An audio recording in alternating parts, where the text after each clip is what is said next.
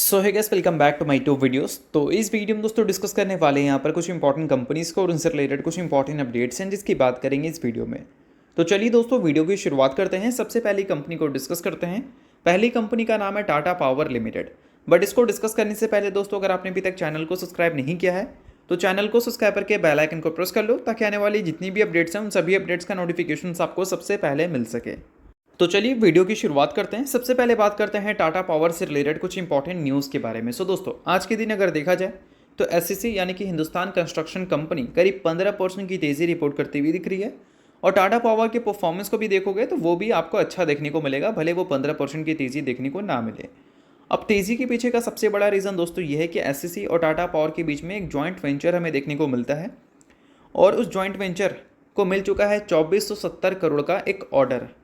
और ये जो ऑर्डर मिला है ये एक तरह से देखा जाए तो टाटा पावर के लिए भी बेनिफिट करेगा और एसएससी के लिए भी बेनिफिट करेगा। मतलब ये एक विन विन सिचुएशन है। जब दो बड़ी कंपनी के बीच में जॉइंट वेंचर होती है और उस जॉइंट वेंचर को अगर कोई कॉन्ट्रैक्ट मिलता है तो अल्टीमेटली वो एक विन विन सिचुएशन वाली पॉइंट होती है। और इस वजह से आज के दिन टाटा पावर तो खुश है ही, बट उसके साथ आपको एसएससी भी खुश रहती हुई देखने को मिल रही है। अब दोस्तों, ये जो सारी चीज़ें हैं, 2470 करोड़ का जो कॉन्ट्रैक्ट या फिर प्रोजेक्ट कंपनी को मिला है, ये कॉन्ट्रैक्ट एक्चुअल में है क्या? तो देखो, पंप स्टोरेज प्रोजेक्ट रहने वाला है महाराष्ट्र में और ये 50-50% का जॉइंट वेंचर है। तो इसका मतलब है दोनों को बराबरी फ़ायदा आपको देखने को मिलेगा। फॉर एग्जांपल, अगर इस प्रोजेक्ट से कंपनी 100 करोड़ कमा लेती है, एग्जांपल के तौर पर मैं बता देना चाहूँगा, तो उसमें 50 करोड़ जो है वो एसएससी के पास जाने वाला है, तो 50 करोड़ आपको टाटा पावर के पास जाता हुआ देखने को मिलेगा। तो अल्टीमेटली न्यूज़ की बात करें तो ये एक विन विन सिचुएशन है, जैसा कि मैंने आपको बताया। और इस वजह से आज के दिन टाटा पावर तो फोकस में है ही, बट उसके साथ आपको एसएससी भी फोकस में रहती हुई दिख रही है। तो चलिए दोस्तों डिस्कस करते हैं अब अगली कंपनी को। अगली कंपनी का नाम है सीडीएसएल यानी कि central depository services India limited. दोस्तों वीडियो में आगे बढ़ते हैं, बात करते हैं वेबिनार से रिलेटेड कुछ इंपॉर्टेंट अपडेट के बारे में। दोस्तों ऑलरेडी हमने डिस्कस किया है कि 23 मार्च को हम एक वेबिनार को कंडक्ट करने वाले हैं, जहां पर कुछ इंपॉर्टेंट चीज़ें मैं आपको सिखाने वाला हूं जो कि आपके स्टॉक मार्केट जर्नी के लिए काफ़ी ज़्यादा यूजफुल रहेंगी। काफ़ी सारे लोगों ने इससे रिलेटेड क्वेरीज की है, काफ़ी सारे लोग ऑलरेडी इनसे जुड़ चुके हैं और जुड़ने के बाद काफ़ी कम सीट हमारे पास अवेलेबल है। तो वेबिनार को अगर आप ज्वाइन करना चाहते हैं, इंटरेस्टेड हैं, तो व्हाट्सएप का नंबर आपको देखने को मिलेगा स्क्रीन पे। उसका लिंक आपको डिस्क्रिप्शन में और पिन कमेंट में भी देखने को मिलेगा। लिंक के थ्रू जाकर व्हाट्सएप आकर अपनी क्वेरीज को आप डाल सकते हैं। वेबिनार के कंप्लीट डिटेल्स आपको वहाँ पर मिल जाएंगे। अब इंपॉर्टेंट ये है कि वेबिनार में हम सिखाने क्या वाले हैं। तो ऑब्वियस सी बात है कि आपको ऐसे खराब मार्केट में अपॉर्चुनिटी कैसे फाइंड करनी है वो मैं आपको सिखाऊंगा। टेक्निकल एनालिसिस मैं आपको बताऊंगा और साथ में दोस्तों कुछ इंपॉर्टेंट सेटअप्स मैं बताऊंगा जिसकी एक्यूरेसी काफ़ी ज़्यादा अच्छी रहती है। पास्ट में ये जो सारी सेटअप्स क्रिएट हुई हैं उसके बाद एक अच्छी रिटर्न्स की पॉसिबिलिटीज़ बनी थी और वो रिटर्न्स हमने ग्रैब भी किया था। और इन सारी चीज़ों को ऑलरेडी हमने पहले भी कंडक्ट किया है वेबिनार के जरिए और उसका जो फीडबैक रहा है वो भी काफ़ी ज़्यादा अमेजिंग है। तो लिंक आपको डिस्क्रिप्शन में दिख रहा होगा, लिमिटेड सीट है, फटाफट जाकर आप वेबिनार को ज्वाइन कर लो। जो भी क्वेरीज है आप व्हाट्सएप पे क्लियर कर सकते हैं। देखो दोस्तों, बात करते हैं आप सीडीएसएल से रिलेटेड कुछ इंपॉर्टेंट अपडेट्स के बारे में। अगर बात करें कंपनी के रीसेंट परफॉर्मेंस के बारे में तो 52 वीक हाई से कंपनी करीब 39.3% ऑलरेडी टूट चुकी है। अब इस गिरावट का one of the biggest reason बोल सकते हैं फियर, और वो फियर है कंपनी की ग्रोथ का।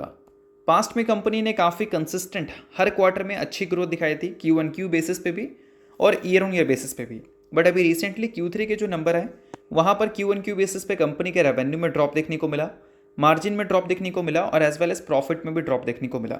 और जो कंपनी हाई वैल्यूएशन पे चल रही होती है वहाँ पर नंबर Q1Q बेसिस पे भी मैटर करते हैं, भले आप कितने भी अच्छे ईयर ऑन ईयर बेसिस पे ग्रोथ क्यों ना दिखा दो।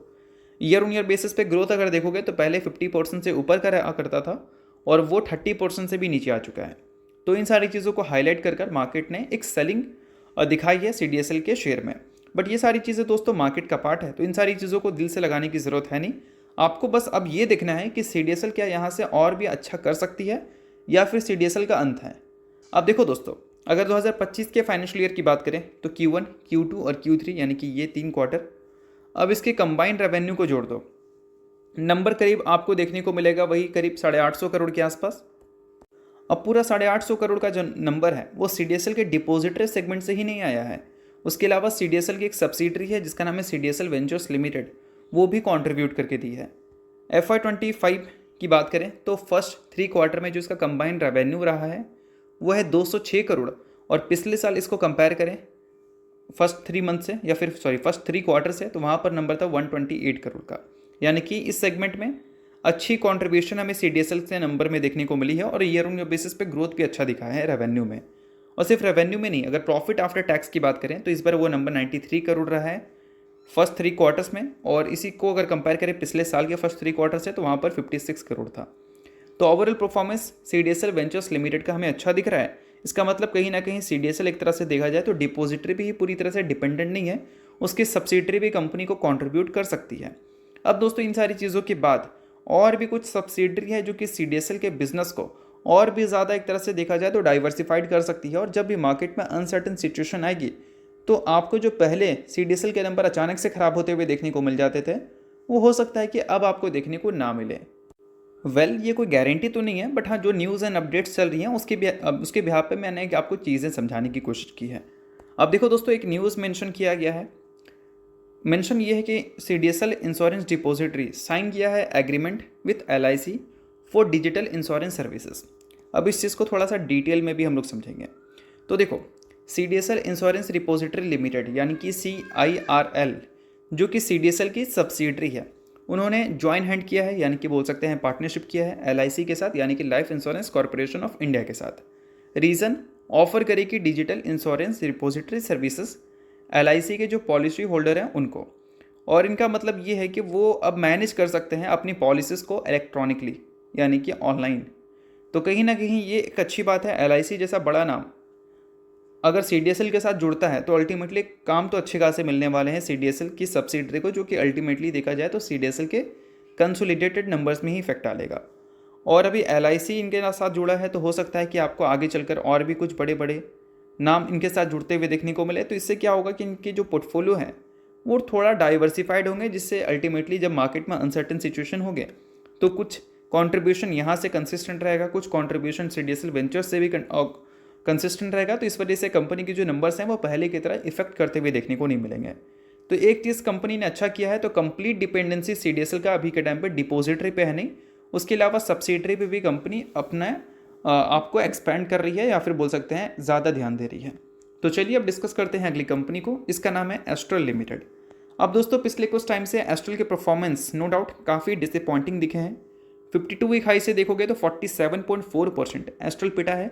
अब पिटने का one of the biggest reason बोल सकते हैं कंपनी के नंबर्स नहीं तो आप नहीं, आप सभी को पता है पिछले एक साल में कंपनी के जो सेल्स ग्रोथ हैं वो सिंगल डिजिट में रहे और प्रॉफिट ग्रोथ तो नेगेटिव रहे हैं। और 3 साल का भी ग्रोथ रेट अगर देखोगे तो सिर्फ और सिर्फ 10% CAGR का रहा है, जो कि बिल्कुल आप एस्ट्रल से उम्मीद नहीं करते, क्योंकि एस्ट्रल मार्केट की लीडर भी है। और जो हाई वैल्यूएशन कंपनी पहले की तरह ग्रोथ रिपोर्ट नहीं कर पाती है और उनके ग्रोथ अगर स्लो होते हैं तो ऑब्वियस सी बात है कि वो स्लो ग्रोथ के बेसिस पे भी मार्केट बहुत ज़्यादा डिसअपॉइंट होती है। और पिछले 3 साल की स्टॉक प्राइस CAGR को ही अगर आप देखोगे तो वो नेगेटिव में देखने को मिलेगा, और 1 साल का भी आपको नेगेटिव में देखने को मिलेगा। अब इंपॉर्टेंट ये है कि CDSL नहीं, एस्ट्रल के नंबर्स हमें क्यों खराब देखने को मिल रहे हैं, इसके रीजंस क्या हैं। देखो दोस्तों, अभी हाल ही में एस्ट्रल ने अपने Q3 के अर्निंग्स को रिपोर्ट किया था। अर्निंग्स के बाद कंपनी ने कुछ इंपॉर्टेंट चीज़ें बताई हैं। अगर देखा जाए तो मेंशन किया गया है यहाँ पर, बिल्डिंग मटेरियल सेगमेंट जो कंपनी का रहता है वो फेस कर रहा है डिमांड चैलेंजेस इश्यूज, क्योंकि गवर्नमेंट इंफ्रास्ट्रक्चर स्पेंडिंग को रिड्यूस कर चुकी है और लिक्विडिटी इश्यूज भी हमें देखने को मिल रही है मार्केट में। तो ये एक तरह से कंपनी के लिए मॉडरेट रेवेन्यू ग्रोथ की तरह बोल सकते हैं काम करेगा, यानी कि बहुत बड़ी ग्रोथ की उम्मीद हम यहाँ से नहीं कर सकते हैं। और जो कंपनी का मेन प्लम्बिंग डिवीज़न है, या फिर बोल सकते हैं पाइपिंग इंडस्ट्री में जो कंपनी एक बड़ा नाम लेकर बैठी हुई है, उसमें भी कंपनी को प्रॉब्लम है, क्योंकि अगर पॉलीमर के प्राइसेस की बात करें तो वो भी हमें कम देखने को मिल रहा है। और इस वजह से कंपनी का जो टॉप लाइन बेनिफिट है उसको कंपनी पूरी तरह से कैपिटलाइज नहीं कर पा रही है, और इसका इम्पैक्ट कंपनी के EBITDA में भी देखने को मिल रहा है। बट अगर बात करें तो कंपनी फिर भी देखा जाए तो लॉन्ग टर्म के लिए EBITDA मार्जिन अच्छा रिपोर्ट कर सकती है, ऐसे कंपनी के स्टेटमेंट्स भी हैं। और दोस्तों अगर इनके प्लम्बिंग बिजनेस की बात करें तो इनके जो मार्जिनली ग्रोथ है इनके सेल्स वॉल्यूम में वो 0.2% की ही देखने को मिली है, जो कि क्लियर आप देख सकते हैं कि अभी पूरे सेक्टर में एक प्रॉब्लम चल रही है, और वो प्रॉब्लम एक तरह से देखा जाए तो स्लो डाउन का है। और इस वजह से एस्ट्रल के जो नंबर्स है वो ख़राब है, और इस वजह से एस्ट्रल के परफॉर्मेंस आपको अच्छे देखने को नहीं मिल रहे हैं। अब इसके अलावा और भी काफ़ी सारी चीज़ें हैं जो कि एस्ट्रल से रिलेटेड डिस्कस करना इंपॉर्टेंट है। अगर आपको इससे रिलेटेड एक डिटेल एनालिस्ट वीडियो चाहिए तो उसके लिए मुझे आप कमेंट कर सकते हैं। तो चलिए अब डिस्कस करते हैं दोस्तों अगली कंपनी को, जिसका नाम है कोफोर्ज। रिसेंटली दोस्तों कंपनी ने स्टॉक स्प्लिट का अनाउंसमेंट किया, जिसमें कंपनी एक शेयर के बदले अपने इन्वेस्टर्स को 5 इक्विटी शेयर दे रही है स्प्लिट के तौर पर। तो अगर आप इस कंपनी के इन्वेस्टर हैं तो बेशक आपके लिए काफ़ी अच्छी खबर है। अगर आप एक शेयर ओन करते हैं तो 5 शेयर आपको मिल जाएगा, और आफ्टर स्प्लिट अगर आप 10 शेयर मान लो अभी ओन करते हैं तो आफ्टर स्प्लिट आपको 50 इक्विटी शेयर मिल जाएगा।